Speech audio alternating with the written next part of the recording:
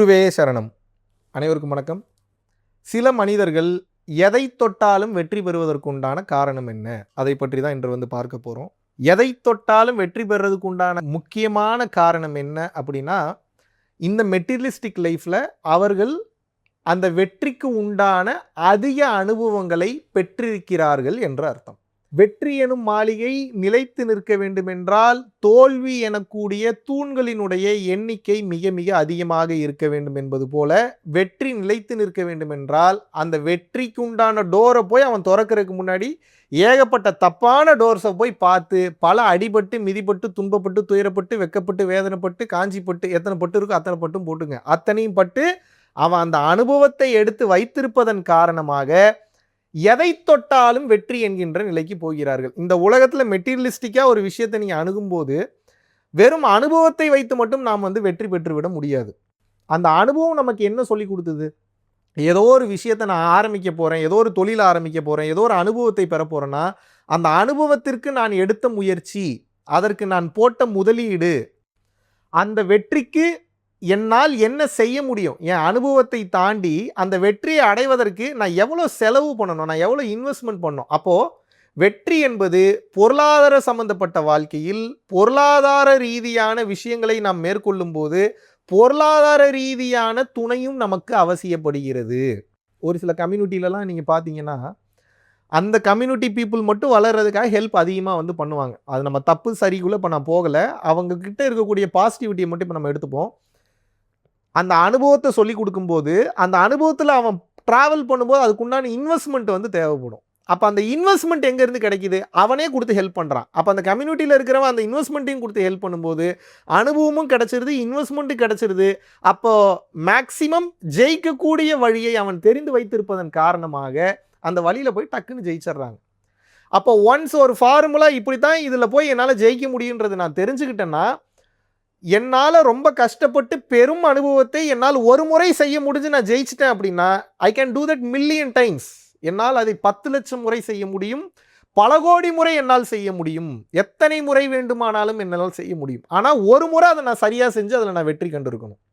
அப்போது ஒரு சில மனிதர்கள் எங்கே போனாலும் வெற்றி எளிமையாக அடைவதற்குண்டான காரணம் என்னென்னா, அதிக அனுபவங்களை பெற்றிருக்கிறார்கள், தோல்வியை கண்டு பயப்படுவதில்லை, தைரியசாலியாக இருக்கிறார்கள், கால்குலேட்டிவ் ரிஸ்க் எடுக்கிறாங்க.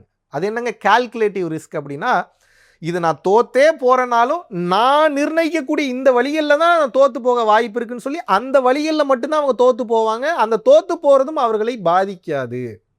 அப்போ எப்போ தோற்று போகிறது பாதிக்காத அளவில் இருக்குதோ அப்போது அவர்கள் மாபெரும் ஞானியாக, பொருள் பற்று சார்ந்த ஞானியாக மலர்ந்து விடுகிறார்கள், பொருள் ஞானியாக மலர்ந்து விடுகிறார்கள். அப்போ எதை தொட்டாலும் அந்த வெற்றி என்பது ஏன் வருதுன்னா அந்த அனுபவம் தான். அந்த அனுபவத்தை கடந்து அனுபவத்தை சார்ந்து இருக்கக்கூடிய செலவிடல், எவ்வளோ செலவு பண்ணுறீங்க, செலவை தாண்டி எவ்வளோ இன்வெஸ்ட் பண்ணுறீங்க, அந்த டீலை ஓகே பண்ணுறதுக்கு மறைமுகமான நூக்கன் கார்னர் நீங்கள் எவ்வளோ தெரிஞ்சு வச்சுருக்கீங்க, அப்போ அந்த டீல் நீங்கள் சைன் பண்ணுறதுக்கு எத்தனை பேருக்கு நீங்கள் போய் கன்வின்ஸ் பண்ணுறீங்க, அவர்களுக்கு உண்டான லீகலான எத்திக்கலான செட்டில்மெண்ட் நீங்கள் எவ்வளோ பண்ணுறீங்கன்னு சொல்லி அந்த பாதையில் உள்ள அனைத்து ப்ரோஸ் அண்ட் கான்ஸ் அவங்க தெரிந்து வைத்திருப்பதன் காரணமாக தொட்டதெல்லாம் வெற்றி பெறுகிறது. ஒரு முறை நீங்கள் ஜெயிப்பது தான் கஷ்டம். அந்த ஒரு முறை நீங்கள் ஜெயிக்கிறது எப்படின்றது நீங்கள் தெரிஞ்சிட்டிங்கன்னா அந்த ஒரே விஷயத்தை நீங்கள் மீண்டும் மீண்டும் செய்தால் போதுமானது, ஈஸியாக ஜெயிச்சிடலாம். இன்றைக்கி ஒரு ஹோட்டல், ஒரு ரெஸ்டாரண்ட் இருக்குது அப்படின்னா அந்த ரெஸ்டாரண்ட்டில் ஒவ்வொரு நாள் ஒவ்வொரு பிஸ்னஸ் பண்ண மாட்டாங்க. இன்றைக்கி தோசை ஊற்றுறாங்கன்னா நாளைக்கு தோசை தான் ஊற்ற போகிறாங்க, நாளானிக்கு தோசை தான், லைஃப் லாங் தோசை தான். மதியானம் பார்த்தீங்கன்னா லஞ்ச் அப்படின்னா லைஃப் லாங் லஞ்சு தான், நைட்டு டின்னர்னால் லைஃப் லாங் டின்னர் தான். அதில் வெரைட்டிஸ் ஐட்டம்ஸ் வேணால் மாறுமே தவிர இன்றைக்கி நான் தோசை போடுறேன் நாளைக்கு சம்மந்தமே இல்லாமல் நான் ஜப்பானில் இருக்கக்கூடிய டிஷ்ஷை நான் பண்ணுறேன்னு சொல்லி பண்ண போகிறதில்ல, பண்ணாலும் ஜெயிக்குமான்றது தெரியாது. அப்போ நீங்கள் ஒரு முறை ஊற்றக்கூடிய தோசையை நீங்கள் எவ்வளோ டேஸ்ட்டாக குவாலிட்டியாக தரமாக பிறர் புகழக்கூடிய வகையில் நீங்கள் அந்த தோசையை ஊற்ற கற்றுக்கிட்டிங்கன்னா நீங்கள் மறுபடியும் லட்சம் தோசை இல்லை கோடி தோசை கூட ஊற்றலாம். ஆனால் இப்போ பிரச்சனைன்னா அந்த ஒரு தோசை எப்படி ஊற்றுறதுன்றது உங்களுக்கு தெரிய மாட்டேங்குது. அப்போ வெற்றி பெறக்கூடிய பலர் அவர்களுக்கு பின்னாடி இருக்கக்கூடிய சூட்சமம் என்ன அப்படின்னா, ஒன்றை செய் நன்றே செய் இன்றே செய் என்பதை மிகச் சரியாக செய்கிறார்கள். அதை பிசுறு இல்லாமல் செய்கிறாங்க, அதில் இருக்கக்கூடிய அனுபவத்தை கற்றுக்கிறாங்க, தோல்வியை ஏற்றுக்கிறாங்க, அப்புறம் அதை சரி செய்கிறாங்க, அதில் ஃபீட்பேக்கை வாங்கிக்கிறாங்க, அதை சரி செய்து கொண்டு முன்னேறுகிறார்கள். அதனால் எதை தொட்டாலும் வெற்றி பெறுகிறார்கள். நம்மால் ஏன் வெற்றி பெற முடியலன்னா, செலவு பண்ணுறதுக்கு தயார் நிலையில் இல்லை, தோல்வியை அக்செப்ட் பண்ணிக்கிறதுக்கு தயார் நிலையில் இல்லை, இம்ப்ரவைசேஷன் ஸ்கில் சுத்தமாக வந்து கிடையாது. ஆனால் வந்து பார்த்தீங்கன்னா அடுத்தவனை குறை சொல்லிக்கிட்டே இருக்கிறது. எப்படி நமக்கு வெற்றி வரும்? அப்படியே ஃப்ளூக்கில் ஒரு சில பேர் எந்த முயற்சியும் பண்ணாமல் வெற்றி வந்தாலும் அவன் புண்ணிய பலன் அவன் அனுபவிக்கிறான். அந்த புண்ணிய பலன் இருக்கிற வரைக்கும் அவன் எந்த வேலையும் செய்யலைனாலும் ஏதோ ஒன்று அவனுக்கு இன்கம் சோர்ஸ் வந்துக்கிட்டே தான் இருக்கும்.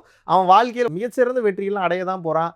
ஆனால் அந்த வெற்றியின் மூலமாக கிடைத்த அனுபவங்களை அலசி ஆராய்ச்சி செய்யாமல் விட்டு விட்டான் என்றால் புண்ணிய பலன்கள் முடியும் போது, நல்ல காலம் முடியும் போது வாழ்க்கையில் அவனால் அடுத்த கட்டம் போகவும் முடியாது. மீண்டும் அந்த புண்ணிய பலன் இல்லாத காரணத்தினால இந்த அனுபவங்களை ஆராய்ச்சி செய்யாதன் காரணமாக புதுவிதமான வெற்றியை அவனால் அடையவும் முடியாது. ஸோ அனுபவத்தை சார்ந்த இன்வெஸ்ட்மெண்ட், அது மட்டும் இல்லாமல் நம்மை நாம் திருத்திக் கொள்ள முயற்சி செய்வது, பிறர் நம்மிடம் கொடுக்கக்கூடிய ஃபீட்பேக்கை வந்து நம்ம வந்து பெருந்தன்மையோடு அக்செப்ட் பண்ணிவிட்டு அதில் எதெல்லாம் சரியோ அதெல்லாம் நம்ம வந்து மேம்படுத்துவது, எதெல்லாம் தவறோ அதெல்லாம் கட் டவுன் பண்ணுறது. அதை கடந்த நிலையில் நம்மை நாம் வளர்த்து கொள்வதற்காகவும் நம் தொழிலை சார்ந்த விஷயங்களை வளர்த்து கொள்வதற்காகவும் நம்ம எந்த அளவுக்கு கிரவுண்ட் ஒர்க் பண்ணோம், இதெல்லாம் சரியாக இருக்கிறப்போ நீங்கள் படிப்பாளியாகவே இல்லை என்றாலும் அனுபவ கல்வியில் மாபெரும் வெற்றியாளனாக வந்து வளர முடியும். நினைவில் வைத்துக் கொள்ளுங்கள். நன்றி, வணக்கம். ஆகஸ்ட் மாதம் 23ஆம் தேதியிலிருந்து 29ஆம் தேதி வரைக்கும் 7 நாட்கள் வந்து பார்த்தீங்கன்னா பூட்டானில் வந்து ஒரு அற்புதமான ஒரு ஸ்பிரிச்சுவல் யாத்திரையை வந்து மேற்கொள்ள இருக்கிறோம். டெக்னாலஜிக்கு முக்கியத்துவம் கொடுக்காம மக்களினுடைய வாழ்க்கைக்கும் பிறவியில்லா பெருவாழ்விற்கும் முக்கியத்துவம் கொடுத்து போகக்கூடிய மிகவும் வளமான அற்புதமான சக்தி மிக்க ஒரு நாடு. இந்திய குடிமகன்களுக்கு பாஸ்போர்ட் என்பது அவசியம் கிடையாது. ஓட்டர் ஐடி இருந்தால் மட்டும் போதும். கீழே உள்ள கான்டாக்ட் நம்பர் கான்டாக்ட் பண்ணியும் www.paramporulfoundation.in அப்படின்ற வெப்சைட்டில் போயும் உங்களது பெயரை வந்து முன்பதிவு செய்து கொள்ளலாம். பரம்பொருள் அறக்கட்டளை நடத்துகின்ற தினசரி அன்னதானம் மற்றும் இதர நற்காரியங்களுக்கு நீங்கள் உங்களது பங்களிப்பை தாராளமாக செலுத்தலாம். இதனால் என்னென்ன பலன்கள் கிடைக்கும் என்றால், தரித்திர தோஷம் விலகுகின்றது, அன்னக்குறைவு தோஷம், பித்ரு தோஷம், கர்ம தோஷம், பாவதோஷம் மற்றும் கிரகங்களினால் ஏற்படக்கூடிய தோஷங்களின் தீவிரமும் குறைகின்றது. மனக்குழப்பம் மற்றும் எதிர்மறை எண்ணங்கள் விலகுகின்றது. குடும்ப கலகங்கள், தொழில் தடைகள், பணத்தடை, கல்வித்தடை, திருமணத்தடை, சந்தானத்தடை, நோய் தொடர்பான கர்மபாரம் முற்றிலும் வந்து தீருகின்றது. ஆகையினால் இந்த பரம்பொருள் அறக்கட்டளை நடத்துகின்ற எல்லா விதமான நற்காரியங்களிலும் உங்களது பங்களிப்பை வந்து செலுத்துவதற்கு கீழே கொடுக்கப்பட்டுள்ள வங்கி கணக்கிற்கு தாராளமாக நீங்கள் வந்து பணம் அனுப்பலாம். நன்றி, வணக்கம்.